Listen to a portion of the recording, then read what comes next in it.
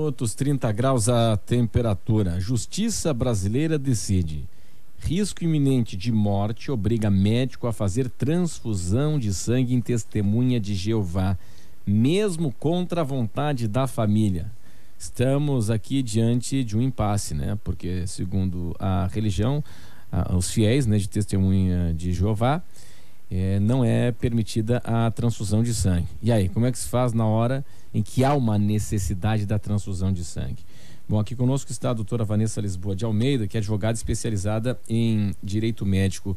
Essa decisão do STJ, Superior Tribunal de Justiça, implica em que é um novo entendimento e pode servir de uma referência a partir de agora nos novos casos? É uma jurisprudência importante? Boa tarde.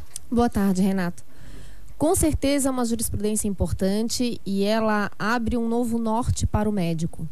Porque nós estamos aqui na frente de um impasse, de uma divergência de princípios. Tem o princípio constitucional do direito à vida e o do direito à liberdade de crença. E eles estão chocando esses dois princípios.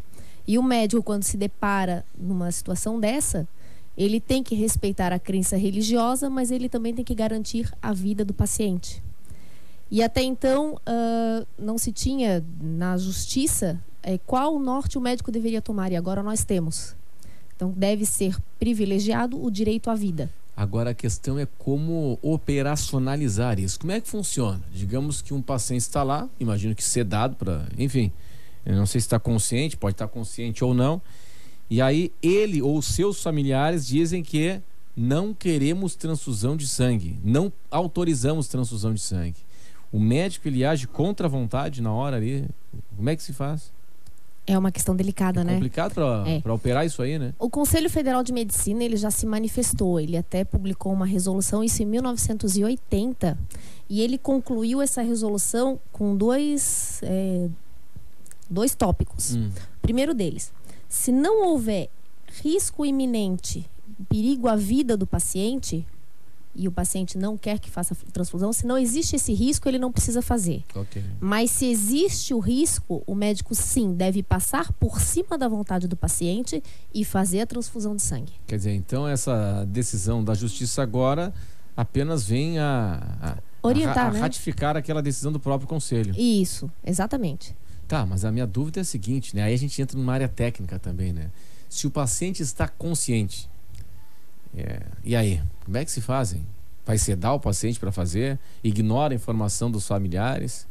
Informa depois, não informa, depois que deu tudo certo? Como é que está sendo interpretada? A negativa, quando existe o perigo à vida, a negativa do paciente de fazer a transfusão, ela é entendida como o suicídio.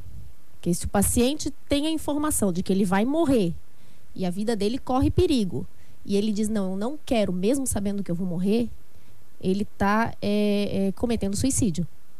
E o Código Penal, ele autoriza o médico a fazer, independente da vontade, para impedir que o paciente cometa esse suicídio. Entendi. Isso o próprio Código Penal já permite. Então, sendo assim, ele vai utilizar dos recursos clínicos, enfim, se precisar sedar para fazer, ele vai fazer. Vai fazer, agora, ele pode fazer. Agora, se o paciente está sedado e os familiares dizem que não pode, aí é tentativa de homicídio? Esse julgado, ele livrou os familiares da tentativa de homicídio, porque os familiares foram também processados e foram absolvidos da tentativa de homicídio, e o médico foi condenado, porque o médico sim tinha condições de saber que aquele paciente morreria e não fez. E não fez. E não fez a transfusão. Foi o caso da morte de uma menina, né? Juliana Bonfim da Silva, de 13 anos. Isso. É isso, né? Pois é. E aí, por exemplo, como é que fica a questão os pais têm um entendimento de que, bom, era para morrer, porque Deus quis e tal. Deve ser isso aí, né? Gente, é uma questão religiosa, claro, né? Porque se não fez a transfusão de sangue, morreu e tal, deve achar que não, então tá, Deus quis que assim fosse. Na por aí consciência dos pais, inclusive, a mãe fala, tem dentro do processo, que ela preferia a filha morta do que fosse feita a transfusão de sangue. Meu Deus do céu. Mas enfim, cada um tem a sua uma questão religiosa, né? Agora, a situação do médico é uma situação bem delicada, né? Porque se ele salva o paciente, utilizando-se da transfusão de sangue, ele pode ser processado pelos familiares, inclusive. Não? Com certeza. Isso acontece? Com certeza. Assim, esse médico, quando o médico receber um paciente que tiver que ser submetido a uma transfusão de sangue e esse paciente for testemunha de Jeová, esse médico com certeza vai levar um processo. Seja porque fez a transfusão ou porque não fez. Só muda o autor da Só ação. muda o autor da ação. Se ele não fizer, o paciente vai morrer. Porque, como eu já comentei agora há pouco, se tiver risco à vida, ele tem que fazer. Então, se ele não fizer, o paciente vai morrer. E isso é um homicídio. Ele poderia salvar esse paciente, não salvou. É processado, o Ministério Público pode abrir o processo. Com certeza, né? Pode abrir sim. E se ele fizer, a família vai abrir esse processo porque ele não respeitou a liberdade de crença. Claro.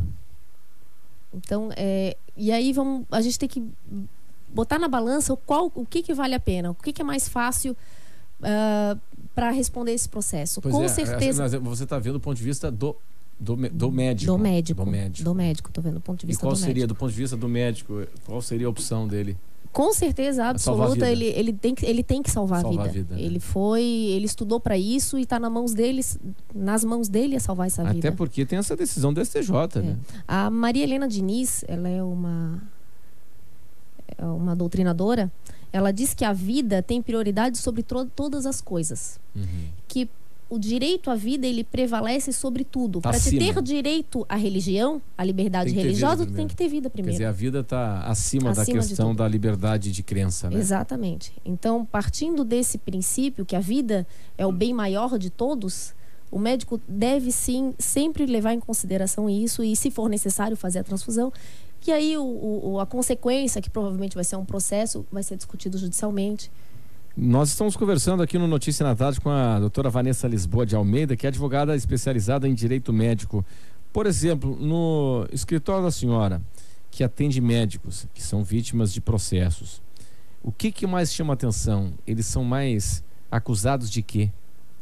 O nosso escritório, Lopes de Aro Machado Leal Direito Médico, ele atende médicos, clínicas e hospitais. A grande maioria dos processos que envolvem o alegado erro médico são processos oriundos de complicação de procedimento. Não necessariamente um erro médico, porque tem que distinguir o que é o erro médico da complicação do procedimento. E isso, a pessoa comum, ela não sabe distinguir. Qual é a diferença, hein? Um erro médico clássico, operar a perna errada. Tá. Nós temos um caso no nosso escritório que foi operado o paciente errado. Meu Deus. Era uma apendicite e na maca estava o paciente errado. As fichas dos pacientes estavam trocadas. Quem trocou a ficha foi a equipe de enfermagem, mas quem respondeu o processo foi o médico. Olha só. Tá? Isso é mais comum do que a gente imagina? Não é tão comum assim. Não é mais comum o processo quando há complicação de procedimento. Tá. Porque o paciente não sabe o que é uma complicação de procedimento. Tá. Uma complicação muito comum é a fístula. Fístula é um furinho quando é feito um procedimento de esterectomia. O médico faz a esterectomia na paciente e, no transcorrer da cirurgia, faz um pequeno furo no ureter ou em algum outro órgão. Isso é uma complicação de procedimento prevista na literatura médica. Só para completar, então, a diferença entre erro médico e complicação de procedimento. Tá? Ou talvez a troca de paciente é? Um erro. É um erro médico. É um erro. É obrigação do médico e da equipe toda médica ter certeza absoluta que aquele paciente é o correto. O mínimo que se espera, né? Bom, doutora Vanessa Lisboa de Almeida, advogada especializada em direito médico, muito obrigado pela sua atenção aqui conosco e até uma próxima oportunidade. Obrigada. Este é o Notícia na Tarde, 3 horas e 17 minutos, 30 graus a temperatura.